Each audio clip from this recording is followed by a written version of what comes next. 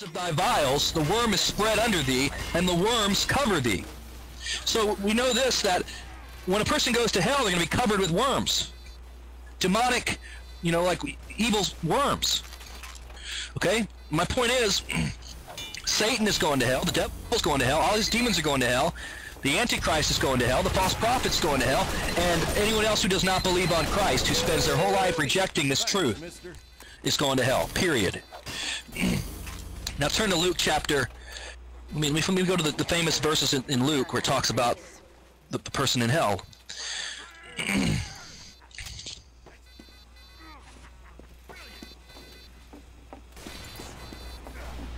Luke chapter 16. Look at verse 19.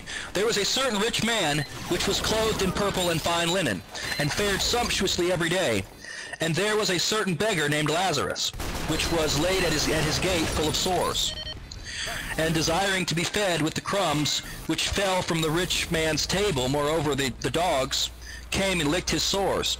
And it came to pass that the beggar died, and was carried by the angels into Abraham's bosom. The rich man also died, and was buried. And in hell he lift up his eyes, being in torments, and seeth Abraham afar off, and Lazarus in his bosom. Okay, and he cried and said, Father Abraham, have mercy on me, and send Lazarus, that he may dip the tip of his finger in water, and cool my tongue, for I am tormented in this flame. So now we know it's torment. It's torment. But Abraham said, Son, remember that thou in thy lifetime receivest thy good things, and likewise Lazarus evil things, but now he is comforted, and thou art tormented. So the torment is real. It's not metaphoric, it's real, it's literal. And the moment a person dies, they go straight to hell. It's like he opened up his eyes. Imagine just waking up, and then boom, you're in flames. Ensconced in flames.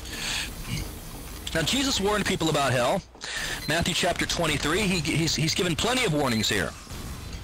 Okay, but woe unto you, scribes and Pharisees, hypocrites, for ye shut up the kingdom of heaven against men, for ye neither go in yourselves, neither suffer ye them that are entering to go in.